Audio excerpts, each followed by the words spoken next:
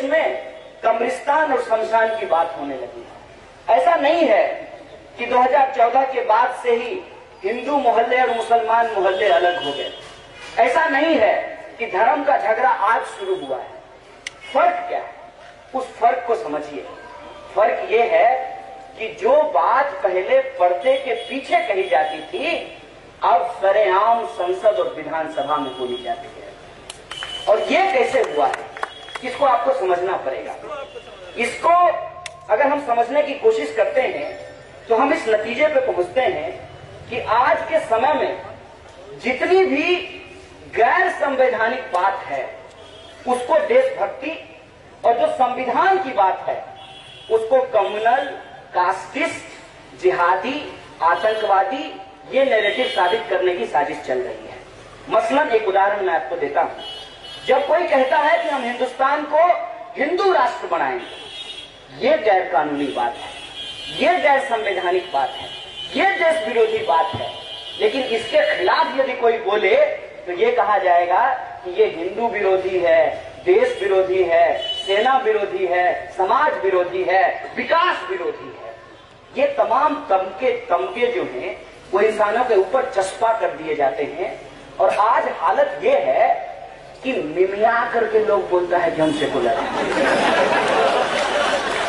जो बात सीना ठोक के बोलना चाहिए कि हम हिंदुस्तानी हैं और हमको गर्व है इस बात का कि हम हिंदुस्तानी हैं, हमको गर्व है इस बात का कि हम इस देश के संविधान पे भरोसा करते हैं, हम इस देश की जमहूरियत पे भरोसा करते हैं, यह बात आज लोग मिमिया के बोलते हैं। और ये मिमिया के क्यों बोलते हैं?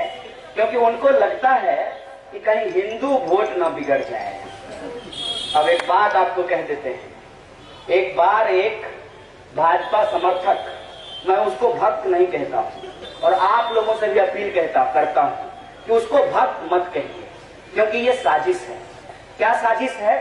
जैसे इस देश में चाय वालों को बदनाम कर दिया गया, चौकीदारों को बदनाम कर दिया गया, बर्तन मांजने वाली को बदनाम कर दिया गया, योगी और सन्यासी को बदनाम कर दिया गया, हिंदू धर्म को बदनाम कर दिया गया, उसी तरीके से भक्त शब्द को बदनाम करने की साजिश चल रही है। भक्त कौन होता है?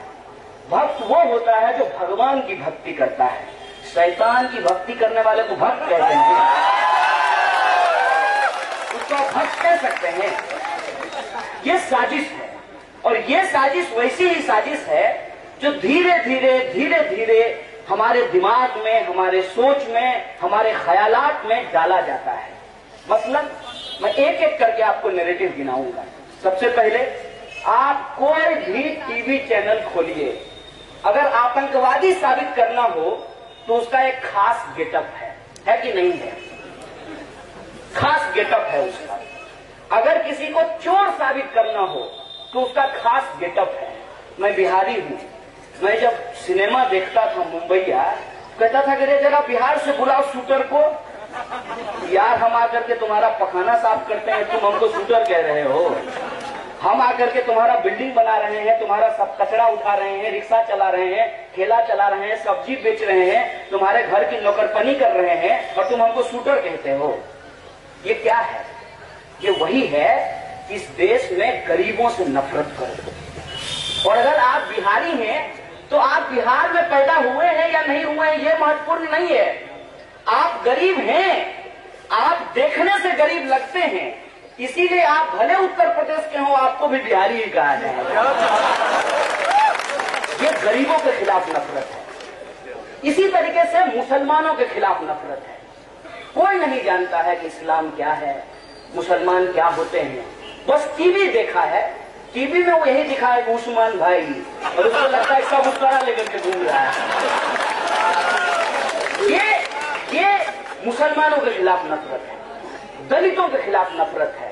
ये सब लोग जो है रिजर्वेशन लेकर के पढ़ाई करते हैं और इनसे जो है इलाज मत करवाना, ये तुम्हारे पेट में उस तरह छोड़ देंगे, कैंची छोड़ देंगे तुम्हारे पेट में। ये दलितों के खिलाफ नफरत है।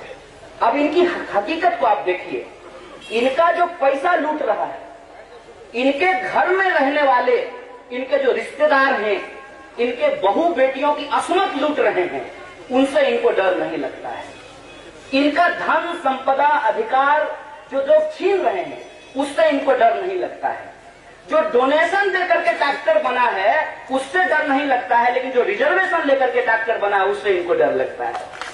ये साजिश को आप समझिए। इस देश के भीतर जो कमजोर तबका है, चाहे वो गरीब हो, किसान हो, मजदूर हो, दलित हो, पिछड़ा हो, अति पिछड़ा हो, आदिवासी हो, महिला हो, कोई भी महिला हो, किसी भी समुदाय की महिला हो, आप लोगों का भी मूड फ्रेश व्हाट्सएप पे एंटी वीमेन जोक सही होता है कि नहीं होता है? होता है ना? सोच लीजिएगा कि ये वही मानसिकता है जिस मानसिकता से कहीं कहा जाता है, एक शंकराचार्य ने कहा कि औरत अशुद्ध होती है, इसीलिए वो शंकराचार्य नहीं बन सकती है। औरत उसी अपने पेट से, अशुद्ध पेट से 9 महीना रख करके पैदा की जिस मर्द को, वो मर्द शुद्ध हो जाता है और औरत अशुद्ध हो जाती है। इस मानसिकता को समझिए आप। इसीलिए मैं कहता हूं कि ये लड़ाई 2014 से ना शुरू हुई है, ना 2019 में ये खत्म होने वाली है। ये सोच की लड़ाई है, ये आपके जहन की लड़ाई है कि आप इंसान को इंसान की तरह देखेंगे कि नहीं देखेंगे। साथी उमर रोहित वेमुला का नाम ले रहे थे। रोहित वेमुला ने अपनी आखिरी चिट्ठी में लिखा कि आप इंसान को सिर्फ एक वोट की तरह देखना चाहते हैं। बाबा साहब भीमराव अम्बेडकर जो संविधान लिख रहे थे तो उन्होंने कहा 1 पर्सन, हिंदू मुसलमान सिख ईसाई नहीं कहा, 1 पर्सन इक्वल टू 1 वोट और 1 वोट इक्वल टू 1 वैल्यू। अरे मियाँ जी घर में नहीं इज्जत देते होंगे अपने बेगम को, लेकिन उनका वोट भी एक, और बुर्का नवीस जो बीवी है उसका भी वोट एक।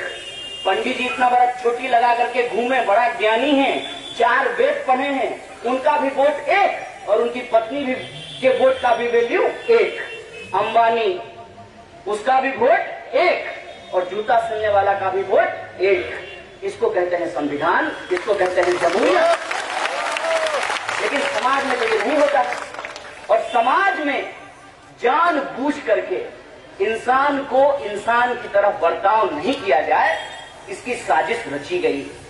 और जो बात उमर ने कही उसकी गंभीरता को समझिए कि बहुत दिनों के बाद, दशकों बाद एक ऐसा तबका समाज में पैदा हुआ जो खुद नहीं पढ़ सका, पेट काट करके अपने बच्चों को पढ़ने के लिए भेजा। और हम लोग सब उसी पीढ़ी में शामिल हैं। उसी पीढ़ी में शामिल था नजीब भी। नजीब की मां भी पीएचडी नहीं की हुई थी, और हम में से सारे लोग जो आज इस मंच में बैठ करके ये सवाल उठा रहे हैं, हम में से किसी की भी मां पीएचडी नहीं है। मेरी मां तो मैट्रिक पास है। हम पहले जनरेशन है जो यूनिवर्सिटी का मुंह देखे, पीएचडी करने के लिए आए। लेकिन आज जब हम पढ़ने लगे हैं, जब हम सीखने लगे हैं, जब हम सवाल पूछने लगे हैं, जब इतिहास में हम अपना नाम ढूंढते हैं कि हमारी पीढ़ियों की कुर्बानी कहां है, तब इनको डर लगने लगता है। इनको सवाल से डर लगने लगता है, और इनको लगता है कि इन्होंने देश के साथ जो पिछले कई दशकों से गद्दारी की है उस पर सवाल पूछा जाएगा, इसलिए हमारे सवाल पूछने के अधिकार को छीन लेना चाहते हैं। और ये सब कुछ किसके नाम पे होगा?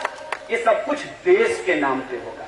मसलन एक भाजपा का समर्थक हमको बोला 200 रुपए लीटर पेट्रोल खरीदेंगे लेकिन भाजपा को ही वोट देंगे।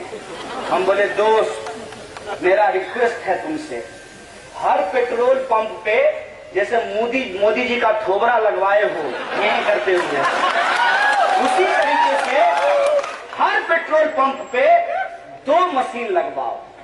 एक जिसको अपनी देशभक्ति साबित करनी है 200 रुपए पेट्रोल खरीद करके उसके लिए, हमको 200 रुपए पेट्रोल नहीं चाहिए। मोदी रहे सत्ता में या ना रहे, 200 रुपए लीटर हमको पेट्रोल नहीं चाहिए। खाओ पियो तुम और बिल फाड़ो हमारे नाम पे। एक बात हमको बताइए, जब देश के भीतर जो दूसरे तरीके के लोग हैं जो आज ये कह रहे हैं कि मोदी जी जब आए हैं तब विकास शुरू हुआ है, हम बोले यार 4.5 साल में तो एक ही चीज का विकास हम देखें, हाफ पैंट आरएसएस का बोल करके फुल पैंट हो, बाकी तो हमको विकास नहीं दिखाई देता है। बाकी जो विकास है वो विकास नहीं विनाश है। जब इस देश में 12,000 किसानों की आत्महत्या होती है जो इतिहास में सबसे ज्यादा है, बाकी विकास नहीं विनाश है जब देश में सबसे ज्यादा लोग बेकार होते हैं। इस देश में लोगों को खाने पीने के चलते उनको मौत के घाट उतार दिया जाता है। महिलाएं आज अपने आप को असुरक्षित महसूस कर रही हैं। ये तो विकास नहीं है। और इस विकास का वादा भी नहीं था, वादा तो कुछ और था। वादा तो था कि जब सत्ता में आएंगे तो सबके खाते में 15 लाख पहुंचाएंगे। रोज खाता चेक करते हैं दोस्त और देख करके फ्रस्ट्रेट हो जाते हैं। क्यों? पहले कहा कि जीरो बैलेंस पे खाता खुलवाइए, आप कहता है कि मिनिमम बैलेंस मेंटेन कीजिए। अब मिनिमम बैलेंस मेंटेन नहीं कीजिएगा तो रोज आपको लव मैसेज आएगा, आपका 150 रुपया काट लिया गया है।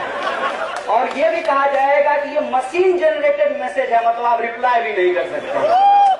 ये मशीन जनरेटेड मैसेज ये है कि पैसा लेके भागे माल्या, फाइन भरेंगे हम लोग। पैसा लेके भागेंगे मोदी जी के दोस्त और फाइन भरेंगे हम लोग। इसको विकास कहते हैं? रहने दो यार, ये तुम बुर्बक मत बनाओ। टेढ़ा है पर मेढ़ा है, कुरकुरे चलेगा, जुमला है पर प्रधानमंत्री है, ये नहीं चलने वाला। और यही बात जब हम पूछ देते हैं तो क्या कहता है? सब तुम लोग देशद्रोही हो। हम बोले हैं, हम कोई सफाई नहीं देते हैं। हम कहते हैं ये बताओ कि 15 लाख कहाँ है? देशद्रोही हो हैं, 2 करोड़ नौकरी कहाँ है? दाल 200 रुपए किलो क्यों बिक रहा है? ये सवाल है ना। इस सवाल को गुमराह करने के लिए हर सवाल का जवाब इनके पास है। और इसीलिए मैं जिम्मेवारी के साथ, मेरा नाम कन्हैया है, अपने घर की सफाई मेरे ही जिम्मेवारी है। पड़ोसी का घर जाकर के कोई थोड़ी झाड़ू लगाता है। मेरा नाम कन्हैया है, हम एक हिंदू परिवार में पैदा हुए हैं और मैं उम्र की बात से सहमत हूँ कि आज हिंदू धर्म को अगर किसी चीज से खतरा है तो वो आरएसएस और भाजपा की सरकार है। इसीलिए आज हिंदू धर्म के नाम पे, राम जी के नाम पे जो भाजपा का ऑफिस बनाया गया, ये तो हम नहीं बर्दाश्त करने वाले हैं। और ये सवाल जब पूछ देते हैं तो गाली देने लगता है। मैंने भोरे में बोलता है भारत माता की जय, और मैंने भोरे का नाश्ता जो है भारत माता की जय, और शाम का जो है डिनर माँ बहन की गाली से। अभी एक आपको नया मुद्दा देते हैं। अगर आपको संघी संस्कार से रूबरू होना हो तो किसी भी भाजपाई से राफेल का रेट और मंदिर का डेट पूछ दीजिए, भारत माता का तुरंत उसका हकीकत आपको बताना शुरू कर देगा। ये है संस्कार। और नाम क्या रखा है? आरएसएस। क्या इसका मतलब है? अब 4.5 साल में भी असली मतलब नहीं पता चला है। आरएसएस का मतलब राष्ट्रीय स्वयं सेवक संघ नहीं है। आरएसएस का मतलब है रिलायंस सेवा संघ।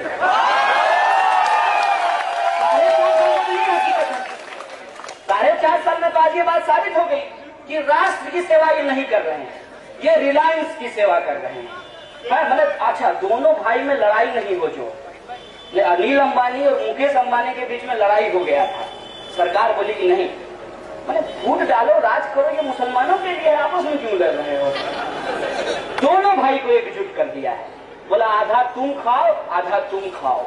और ये जो खाने वाले लोग हैं, इनका जो कर्जा है, वो जो कर्ज माफी की गई है, उसका आंकड़ा आप सुनेंगे शायद आप बर्दाश्त नहीं करेंगे, लेकिन मैं आपको भरोसा देता हूं, आप हम पे भरोसा कीजिए। मैं झूठ नहीं बोल रहा हूं क्योंकि मुझे प्रधानमंत्री नहीं बनना है, इसलिए आप मेरी बात पे भरोसा कीजिए। वो आंकड़ा ये है कि 3,16,000 करोड़ जो कॉर्पोरेट का कर्जा है उसको माफ किया गया है, और अकेले 45,000 करोड़ का कर्जा जो है इनके ऊपर से माफ किया गया है। और किसानों का कर्जा कितना माफ किए हैं? 10 पैसा। अरे दोस्त, अब लेमन जूस भी नहीं मिलता है 10 पैसा। मैंने 10 पैसा में अब टॉफी भी मिलेगा। ये 10 पैसा किसानों का कर्जा माफ करते हैं।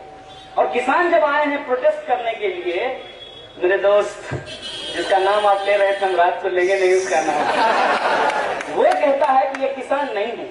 तो किसान नहीं है तो ये क्या है? ये किसान नहीं है, ये विपक्षी पार्टियां जो हैं उनके एजेंट हैं। यही बात बोली जाती है ना। विद्यार्थी यदि आंदोलन करने के लिए निकले तो कहा जाएगा कि ये विपक्ष के एजेंट हैं। किसान यदि आंदोलन करने के लिए निकले तो कहा जाएगा ये विपक्ष के एजेंट हैं। हम लोगों तो कह देता है कि राहुल गांधी की सैलरी पे हैं। अब बताइए मैंने कैसी निकम्मी सरकार है, मैंने अपने निकम्मेपन का भी ठीकरा जो है वो दूसरे लोगों के ऊपर छोड़ती है। एक मोटा मोटी बात हमको बताइए, वही दोस्त जो गोबर से कोहिनूर निकालते हैं, तो दोस्त हमको बोले कि तुमको 100 करोड़ चाइना से मिला है। हम बोले कहाँ है, पता तो चले कि है कहाँ। ये भी अच्छे दिन की तरह है कि दूरबीन से खोजना पड़ेगा, है कहाँ। 100 करोड़ अगर रुपया किसी के खाते में आ गया है तो सरकार क्या कर रही है, ये सवाल है ना। अगर हमने देश के खिलाफ कुछ बोला है तो सरकार क्या कर रही है। अगर हम में से तमाम लोग जो इस मजमे में जमा हैं, अगर हम कुछ गलत कर रहे हैं तो सरकार क्या कर रही है। सरकार जानते हैं क्या कर रही है, सरकार जो है एक दूसरे का बचाव कर रही है। प्रधानमंत्री का बचाव करने के लिए सारे मंत्री खड़े हो जाते हैं, अपना अपना काम कोई नहीं करता है। ये ऐतिहासिक बात है, इसको याद रखिएगा कि आज इस देश में किसी से भी आप पूछ लीजिए तो कानून मंत्री कौन है तो वो कंफ्यूज हो जाएगा, क्योंकि वो रक्षा मंत्री की तरह दिखाई देता है, क्योंकि वो हमेशा प्रधानमंत्री की रक्षा करता हुआ नजर आता है।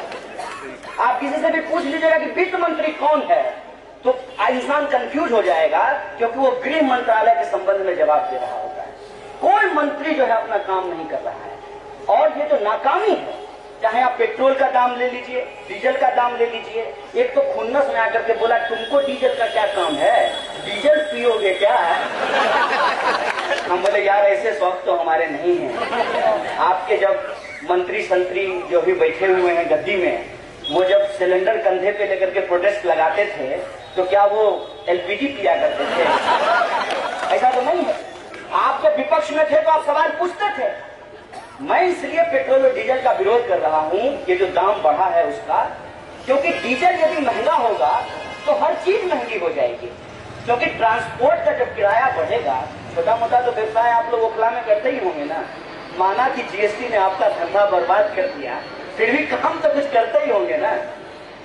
ये जो किराया है वो निर्भर करता है डीजल के दाम पे। डीजल का जब दाम बढ़ेगा तो हर चीज का किराया बढ़ जाएगा।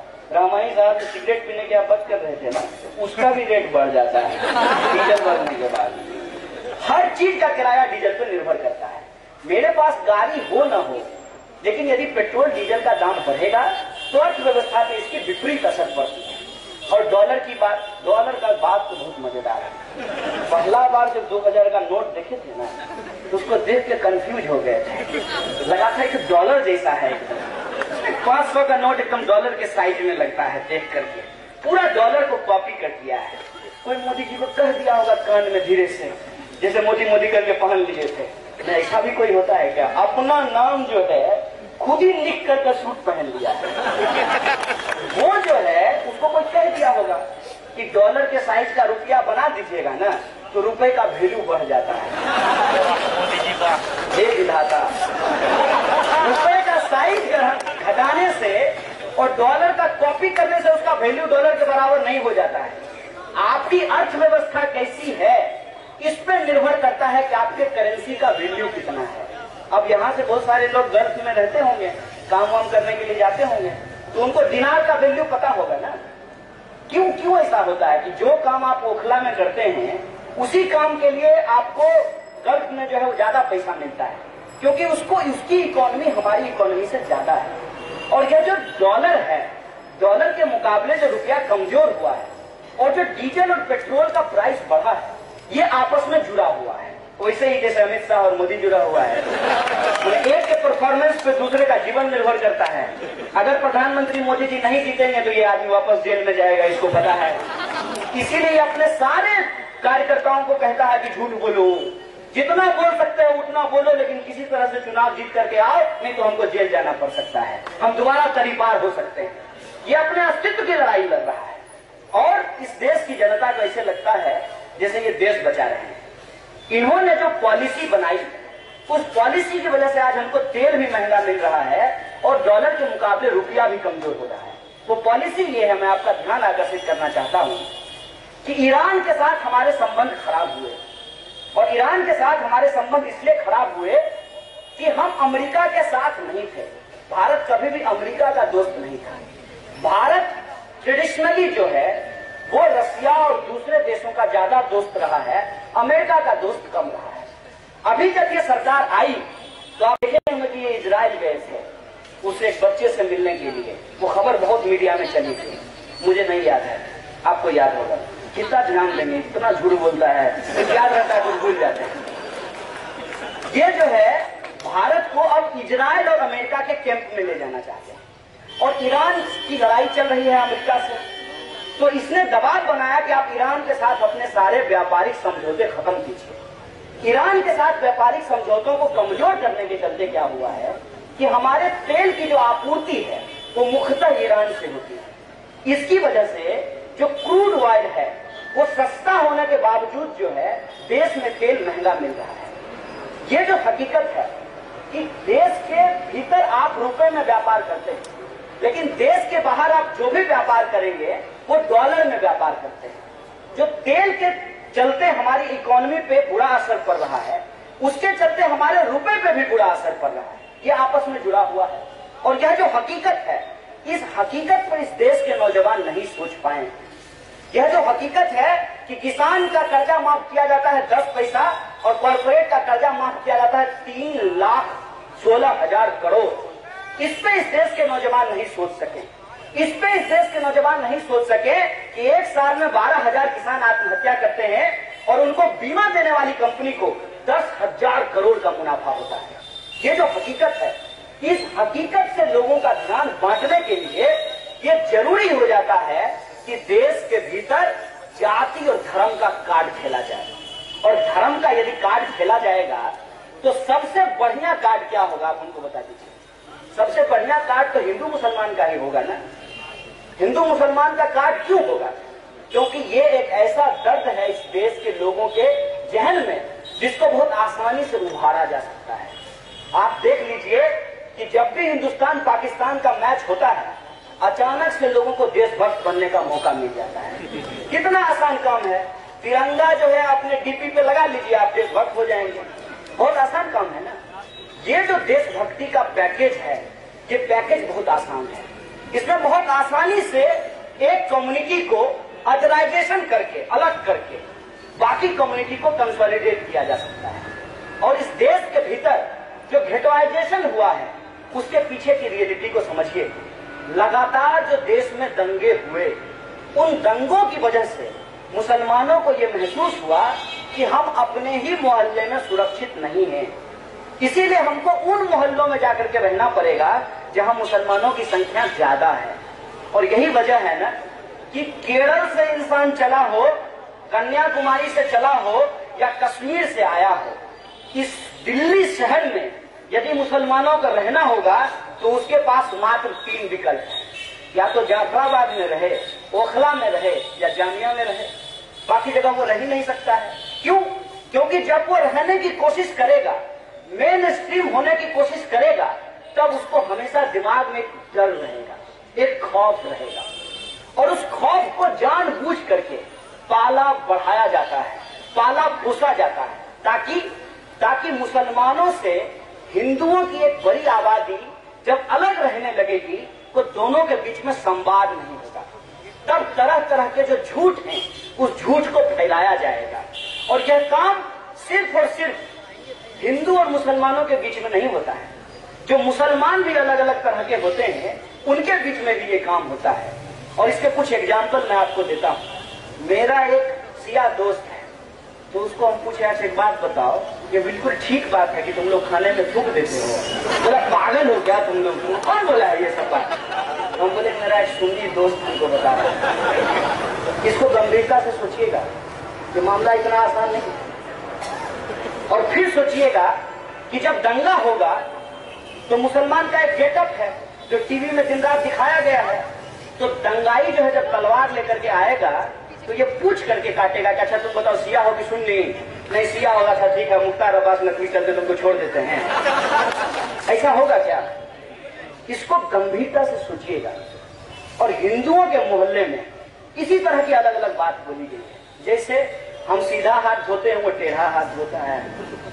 वो जो है रोजे में जो दतमन का इस्तेमाल करता है, उसको काट काट करके 1 महीना एक ही दतमन चलाता है। ऐसी ऐसी बात। अब छोड़ दीजिए, मतलब ये सब तो व्यवहार की बात है। जानवरों तक को बांट दिए हैं हम लोग। गिरगिट को कहते हैं हिंदू है और मकड़ा को मुसलमान के। क्यों? क्योंकि वो जो है मुसलमानों को छुपा लिया था और गिरगिट गर्दन ऐसे ऐसे करके बता दिया था। ये हकीकत है। और ये जो हकीकत है, इस हकीकत पे इनकी नफरत की फसल तैयार होती है। ये जो नफरत की फसल है, इस नफरत की फसल को हम कैसे उगने से रोकेंगे, उसका एकमात्र रास्ता है कि आज इंसान को जो इंसानों से बांटा जा रहा है, हमको इंसानों से इंसानों के बीच में एक रिश्ता कायम करना पड़ेगा। और वो रिश्ता ये है कि हम बातचीत करें। सबसे पहले हमारे और आपके बीच में असहमति हो सकती है। अगर मैं 10 बात कहूं तो हो सकता है कि आप 9 बात पे असहमत हों, लेकिन फिर भी मैं आपके साथ खड़ा होऊंगा, क्योंकि आपका असहमत का होने का जो अधिकार है, यही जमहूरियत है। उस जमहूरियत के पक्ष में हमको खड़ा होना पड़ेगा। इसीलिए असहमति होगी, लेकिन फिर भी संवाद होना चाहिए, लोगों के बीच में बातचीत होना चाहिए, इंसानी रिश्ता कायम होना चाहिए। क्योंकि जब तक इंसानी रिश्ता कायम नहीं होगा, तब तक आसानी से ये लोग हमारे जो असली मिसाल हैं, जो हमारे असली सवाल हैं, उनसे हमारा ध्यान गुमराह करके इस देश में जाति और धर्म का काज खेलेंगे। और हकीकत क्या है? हकीकत ये है कि इनको धर्म से कोई लेना देना नहीं है। और मैं पूरी जिम्मेवारी से ये बात आपको बताता हूँ। कन्हैया मेरा नाम है और पूरी जिम्मेदारी के साथ मैं ये स्वीकार करता हूँ कि ये दाभोलकर के ऊपर, कलबुर्गी के ऊपर, गौरी लंकेश के ऊपर और उमर खालिद के ऊपर चलाई गई है। इस बात को हमको समझना चाहिए। और इस बात को जब हम समझने के लिए तैयार होंगे तो सिर्फ इस बात से काम नहीं चलेगा दोस्त कि हम मोदी की आलोचना कर दें, थोड़ा हंस लें, थोड़ा हंसा दें, इससे काम नहीं चलेगा। हमको जिम्मेवारी तय करनी पड़ेगी। जब हम समझते हैं कि ये समस्या है, तो इसी समस्या से हमको समाधान ढूंढना पड़ेगा। क्या है समाधान? पहली बात जो मैं आपको कह रहा हूं कि ना तो अफवाह फैलाइए, ना किसी तरह के अफवाह का शिकार होइए। ये पहली जिम्मेवारी है। आज यदि गांधी जिंदा होते तो वो ये नहीं कहते कि बुरा मत देखो, बुरा मत बोलो, बुरा मत सुनो। वो कहते बुरा मत शेयर करो, बुरा मत लाइक करो, बुरा मत फॉरवर्ड करो। तो आज ये बात कहते हैं। ये जो झूठ है, इस झूठ को हमको पर्दाफाश करना पड़ेगा। कल हमारा एक दोस्त आया था हमसे मिलने के लिए, बोला कि पहले 2 तरह का झूठ होता था, झूठ और सफेद झूठ। अब समाज में एक नया झूठ आया है। हम बोले क्या? बोला मोदी झूठ। बोले मोदी झूठ क्या होता है? बोला सफेद झूठ से भी जो बड़ा झूठ हो उसको मोदी झूठ कहते हैं। मतलब झूठ स्वयं जिसके सामने आकर के शर्मा जाए उसको मोदी झूठ कहते हैं। ये जो झूठ बोलने की संस्कृति है, उस झूठ बोलने की संस्कृति में सच को ढूंढ पाना बहुत मुश्किल है। कई बार मैं आपको एक एग्जाम्पल देता हूँ। कई बार हमारे बहुत सारे मित्र जो हैं हमको इनबॉक्स करके पूछते हैं कि उमर खालिद पे आप क्यों नहीं बोलेंगे। हम बोलते हैं 1 मिनट रुक जाओ यार, अभी हम मोदी में खराब व्यस्त हैं। मैं कहने का तात्पर्य ये है कि अभी पुतिन साहब यहाँ आए हैं। मैं पुतिन साहब पे कुछ नहीं बोल रहा हूँ, लेकिन वो क्यों आए हैं चुनाव से ठीक पहले, इस बात को आप समझिएगा। यह जो सोशल मीडिया है, इसका सबसे ज्यादा इस्तेमाल झूठ बोलने के लिए किया जा रहा है, झूठ को फैलाने के लिए किया जा रहा है। तो हमारा पहला काम यह है कि हम झूठ को कैसे काउंटर करें। हो सकता है कि मुसलमानों के बीच में मुसलमानों के नाम से ही फेक आईडी बना करके उल्टी पुल्टी बात कही जाए। हिंदुओं के बीच में हिंदुओं के नाम से फेक आईडी बना करके उल्टी पुल्टी बात कही जाए।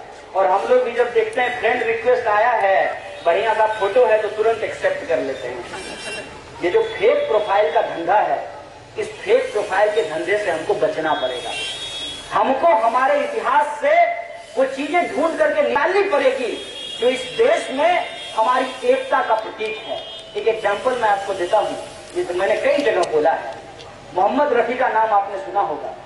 मोहम्मद रफी ने इस देश में जो ज्यादातर भजन हैं जो हिंदुओं के मंदिर में बजते हैं, उसको मोहम्मद रफी ने गाया है।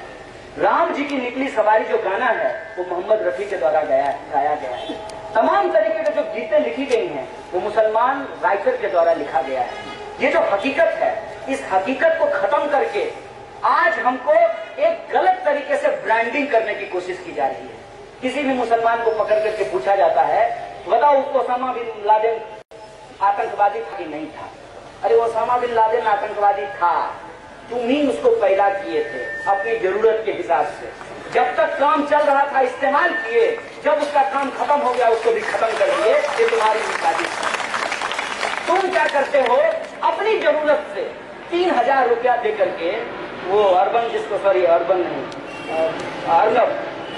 अर्नब क्या करता है, 3000 रुपया दे करके एक किसी मुसलमान को पकड़ करके स्टूडियो में बिठा लेगा और ऐसा लगता है कि इस्लाम का सारा ज्ञान उसी के पास है। अरे भाई वो 3000 रुपए के लिए बोल रहा है, कोई और दे देगा तो किसी और के लिए बोलना शुरू कर देगा और एक ऐसा माहौल खड़ा करता है, लगता है जैसे हिंदू मुसलमान के अलावा मुद्दा ही इस देश में नहीं बचा है। जो आपकी जरूरत है, जो आपका हकीकत है, उस सवाल पे क्या चर्चा हो रही है। डीमोनेटाइजेशन और जीएसटी के बाद इस देश के जो आम लोग हैं उनके जीवन को किस तरीके से प्रभावित किया है। मैं ये बात बार बार बोलता हूं कि मुसलमान ज्यादातर आर्टिजन बेस्ड कम्युनिटी रहा है, कारीगरी का काम किया करते थे। यह जो बड़ी पूंजी का हमला है, इनकी दुकानदारी और इनके धंधे पानी को बर्बाद किया है।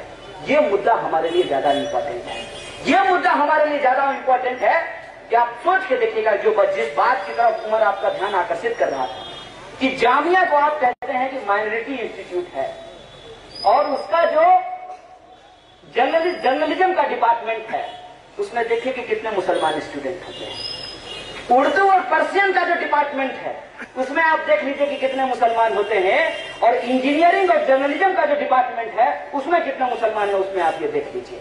यह जो समाज की सच्चाई है, इस सच्चाई को हमको समझना पड़ेगा और हमारे जो असली मुद्दे हैं उस मुद्दों पे हमको एकजुट होना पड़ेगा। यह जो झूठ की संस्कृति है, जो नफरत का राज है, इसको हमको काउंटर करना पड़ेगा। ना हम अफवाह फैलाएं, ना अफवाह का शिकार हो। जो हमारा अनुभव है, जो हमारा इतिहास है, हम उसकी चर्चा बार बार करें। साथी मीरान ने मौलाना हसरत मोहानी का नाम लिया है। मौलाना हसरत मोहानी के बारे में एक बात आपको बता देते हैं। मौलाना हसरत Mohani communist party of India के लीडर थे, सीपीआई के लीडर थे। मुसलमान मोहल्लों में ये जाकर के बोला गया कि कम्युनिस्ट लोग धर्म के खिलाफ होते हैं। बहुत मशहूर किया गया इस बात को। क्यों मशहूर किया गया? इसलिए मशहूर किया गया कि इस देश के जो गरीब गुरबे लोग होते हैं उनको सबसे ज्यादा धर्म की चिंता होती है और जो ताकतवर लोग होते हैं उनको धर्म से कोई लेना देना नहीं होता है। उनको मालूम है कि पैसा कमाना ही उनके लिए खुदाई है, वो किसी तरीके से पैसा कमाना चाहते हैं। अगर ऐसा होता तो कभी भी तो मुख्तार अब्बास नकवी और ये जो क्या नाम है उसका, भागल शाहनवाज हुसैन, कौन नाम याद रखे ऐसे लोगों का, इसके मुंह से कभी तो आवाज निकलती। इसको फर्क नहीं पड़ता है। क्यों फर्क नहीं पड़ता है? क्योंकि पैसा कमाना ही इनका धर्म है। लेकिन जो आम आवाम के लोग हैं वो धर्म के साथ आस्था से जुड़े होते हैं, ये धर्म के साथ धंधा से जुड़े होते हैं। इस बात को हमको समझना चाहिए। जिस तरीके से इस देश के आम मुसलमानों को इस बात से फर्क नहीं पड़ता कि लोग धर्म का धंधा कैसे कर रहे हैं, उसी तरीके से इस देश के आम हिंदुओं को भी फर्क नहीं पड़ता है कि लोग धर्म का धंधा कैसे कर रहे हैं। और ये जो आम हिंदू और आम मुसलमान हैं उनको आपस में बांट करके, उनके बच्चों को आपस में लड़ा करके उनके भविष्य को ये छीन रहे हैं। उनका सीट बंद कर रहे हैं, उनके विश्वविद्यालय बंद कर रहे हैं, उनके लिए नौकरी की व्यवस्था नहीं है, किसान आत्महत्या कर रहे हैं, उनको उनके फसल का दाम नहीं मिल रहा है। तो जात पात जो है लगातार समाज में मजबूत करके, धर्मवाद को लगातार समाज में मजबूत करके जमहूरियत को कमजोर किया जा रहा है। मैं क्यों मौलाना हसरत मोहानी का नाम ले रहा हूँ? मौलाना थे, 5 वक्त के नमाजी थे, कम्युनिस्ट थे और उन्होंने एक बात कही थी कि इस देश में अगर आजादी चाहिए तो पूर्ण आजादी चाहिए, पूर्ण स्वराज चाहिए। ये बात सबसे पहले ना मौलाना हसरत मोहानी ने कही थी। ये जो हकीकत है, इस हकीकत को गलत तरीके से क्यों बोला जाता है? गलत तरीके से इसलिए बोला जाता है कि इंसान, एक आम इंसान अपने ही समाज से कट जाए। जैसे उमर है, अब उमर के बारे में यही बोला जाएगा, वो किस बात का मुसलमान है? न कभी मस्जिद जाता है, न टोपी लगाता है, न दाढ़ी बढ़ाता है, तो किस बात का मुसलमान है? ये क्यों बोला जाएगा? ये इसलिए बोला जाएगा क्योंकि उमर जो सवाल उठा रहा है वो दरअसल इस देश में आम आवाम का, आम मुसलमान का सवाल है। लेकिन उस सवाल को ना उठाया जाए, ऐसे सवाल उठाए जाएं जिससे आम आवाम और आम मुसलमान का कोई लेना देना नहीं है और उस पर अपनी राजनीति की रोटी सेकी जाए। और ये जो लोग हैं ये एक बार इस देश का बंटवारा कर चुके हैं। अब ये हमारे कंधे के ऊपर जिम्मेवारी है कि दोबारा ऐसे लोगों को, ऐसी ताकतों को हम देश को बांटने नहीं देंगे। ये जिम्मेवारी हमको अपने कंधे पे लेना पड़ेगा। इसीलिए आज अगर हम किसी चीज की चर्चा करेंगे तो हम अपने मुद्दों की चर्चा करेंगे, अपने अधिकारों की चर्चा करेंगे, अपने संविधान की चर्चा करेंगे, अपनी जमहूरियत की चर्चा करेंगे और अपनी आने वाली पीढ़ी को हम कैसा मुल्क बना करके देना चाहते हैं, हम कैसा समाज बना करके देना चाहते हैं, हम इसके ऊपर चर्चा करेंगे। इसीलिए जब मैं आप धर्म की बात करता हूं तो आपसे अपील करता हूं कि आप बेशक धर्म को मानिए। आपको मंदिर जाना है मंदिर जाइए, मस्जिद जाना है मस्जिद जाइए, गुरुद्वारा या चर्च जाइए, ये आपका अधिकार है। लेकिन धर्म के नाम पे जो राजनीति करते हैं उसको कभी भी स्वीकार नहीं कीजिए, क्योंकि धर्म का राजनीति से कोई लेना देना नहीं है। आप अल्लाह के नाम पे वोट मांग रहे हैं, आप राम के नाम पे वोट मांग रहे हैं। अल्लाह और राम का सियासत से क्या लेना देना है? सियासत में अल्लाह और राम का नाम इसलिए इस्तेमाल किया जाता है क्योंकि इनके नाम पे जो आम आवाम है उस आम आवाम को बेवकूफ बनाया जा सकता है। और यह जो बेवकूफ बनाने की राजनीति है उस राजनीति को हमको खारिज करना चाहिए। और हमको यह पूछना चाहिए कि अगर हम वोट करेंगे तो हम अपने मुद्दों पे वोट करेंगे, अपने आने वाले बच्चों के शिक्षा के सवाल पे वोट करेंगे, स्वास्थ्य के सवाल पे वोट करेंगे, हमारे यहाँ जो जहालत है, जो कमजोरी है, जो गरीबी है उसके खिलाफ हम वोट करेंगे। ये जिम्मेवारी आज नौजवानों को अपने कंधे पे लेना पड़ेगा। और ये जो पॉजिटिव पॉलिटिक्स है, इस पॉजिटिव पॉलिटिक्स के साथ एकजुट अगर हम होने के लिए तैयार हैं तो ये जिम्मेवारी हमारे कंधे पे है कि हम झूठ को खारिज करें, इस देश के इतिहास से जुड़ करके इस देश की जो तहजीब है उसको सामने लेकर के आए और इस देश का जो मुद्दा है, जो आम आवाम का मुद्दा है, उस पर हम संघर्ष करें। और ईमानदारी से यदि हम संघर्ष करने के लिए तैयार हैं तो एक बात मैं आपको बता देता हूँ, झूठ कितना भी बड़ा क्यों ना हो उसकी हकीकत एक दिन सामने आ जाती है। एक मोदी जी का समर्थक मेरे पास आया, बोला जब से मोदी जी आए हैं हिंदुस्तान में लगातार बड़े बड़े हथियार खरीदे गए हैं ताकि पाकिस्तान को सबक सिखाया जा सके। हमने कहा जब मोदी जी हैं ही तो हथियार की क्या जरूरत है? जिस दिन मान लिया जैसा माहौल होगा तो मोदी जी को बॉर्डर पे खड़ा कर देंगे। फेंक फेंक करके जब वो हिंदुस्तान की जनता को तबाह कर सकते हैं तो पाकिस्तान की जनता को भी तबाह कर सकते हैं।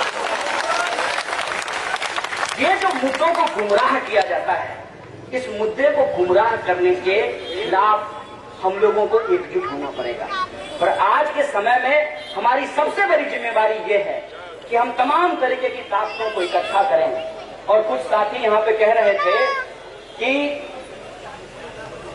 हम उन लोगों को भी वोट नहीं करेंगे जो सेकुलरिज्म के नाम पे हमको बेवकूफ बनाए। इस संबंध में मैं अपने कुछ साथियों से इत्तेफाक नहीं रखता हूं और माफी के साथ मैं आप लोगों से एक बात कहना चाहता हूं। आज हम लोग बहुत बुरे दौर में आ चुके हैं। आज हमारे सामने वो विकल्प नहीं है कि हम सबसे अच्छा का चुनाव कर सकें। दो बुरे में हमको ये चुनना है कि कम बुरा कौन है। और मैं गांव का आदमी हूं दोस्त, बड़ा सीधा सीधा हिसाब है मेरे पास। एक आदमी के पास AK-47 है और दूसरे के पास लाठी है। तो आप अगर अपनी जान बचाना चाहते हैं, और मैं आपको डरा नहीं रहा हूं, मैं बिल्कुल आपको डराता नहीं, क्योंकि डर क्या होता है? डर कुछ नहीं होता है। एक पॉइंट पे आप देखेंगे जैसे रात गहरी होगी 12 बजे 1 बजे, तो फिर रात वहां से ढलना भी शुरू हो जाता है। जहां गर्मी तापमान बहुत ज्यादा होता है वहां से दिन ढलना भी शुरू हो जाता है।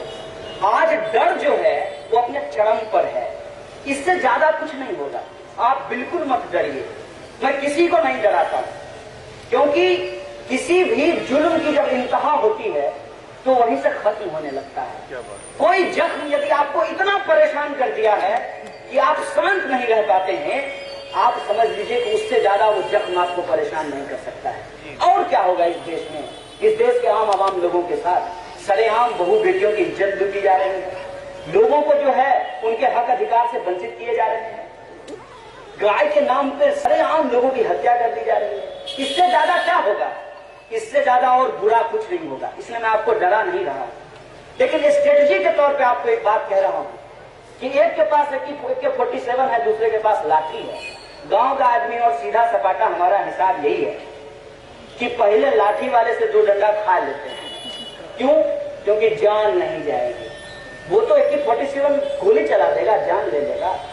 अब आप समझिए कि इस देश के भीतर जिनके पुरखों ने जान दी, मैं अपने बारे में आपको बता दूं, मेरे ननिहाल की तरफ से और मेरे ददिहाल की तरफ से, दोनों तरफ से, दोनों परिवार से हमारे घर में लोग स्वतंत्रता सेनानी का पेंशन उठाते थे। मेरे घर से मेरा 16 भाई फौज की नौकरी करता है। मैं अपनी माँ का मार्केटिंग मोदी जी की तरह नहीं कर पाता हूँ, मगर मोदी जी को मन हुआ तो ATM के सामने लगा दिए माँ को। एक दिन तो मुझे लगा कि अब राफेल का चर्चा चल रहा है, बॉर्डर पे ना भेज दें। मार्केटिंग करते हैं ये लोग। ये लोग गरीब होने का मार्केटिंग करते हैं, हिंदू होने का मार्केटिंग करते हैं, हर चीज का मार्केटिंग करते हैं, देशभक्त होने का भी मार्केटिंग करते हैं। हम तो कह रहे थे, मतलब हमको हमारा कोई सुनता तो हम कहते मोदी जी से, वंदे मातरम का कोई इजी वर्जन ले आइए ना थोड़ा सा। जैसे फेसबुक का होता है ना एक भारी वर्जन, एक इजी वर्जन, मोबाइल के लिए एक इजी वर्जन होता है। तो हम बोले कि जो है वंदे मातरम का भी लाइट वर्जन ले आइए। भाजपा सबको याद नहीं होता है, तो कोई लाइट वर्जन होगा तो आसानी से याद कर लेगा। देशभक्ति का भी मार्केटिंग करते हैं। मेरी माँ आंगनवाड़ी में काम करती है। हम तो कहीं नहीं कहते चलते हैं कि हम गरीब हैं, हम बड़ा गरीब हैं। हम हैं गरीब, हमको पता है कि हम गरीब हैं, लेकिन हम गरीबी से लड़ना चाहते हैं। हमारी पीढ़ी जो यूनिवर्सिटी आई है, इस देश के जो असली सवाल हैं, उस सवालों को एकजुट होकर इस देश का मुस्तकबिल लिखना